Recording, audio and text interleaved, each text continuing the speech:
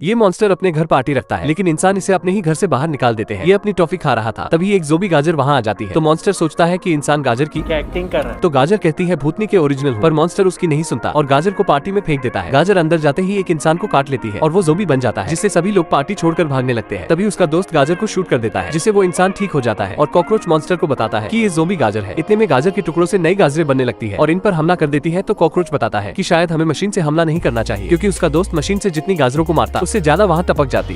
गाजर ने इनको घेर लिया था, तो ये सभी घर के अंदर घुस जाते हैं, पर लप्पू मॉन्स्टर दरवाजा भी साथ ले आता है और ज़ोंबी इसके घर में आ जाते हैं। छिपकली दरवाजे को बंद करने जाता है, लेकिन गाजरें उसे ही बाहर फेंक देती है, जिससे वो ज़ोंबी बन जाता है। तो ये घर के खुफिया कमरे में छिप जाते हैं, लेकिन एक गाजर इनके साथ ही वहाँ आ जाती है। तो कॉकरोच देखता है कि उसके दोस्त पर ज़ोंबी का कोई असर नहीं हुआ, क्योंकि उसके पास तो दिमाग ही नहीं है।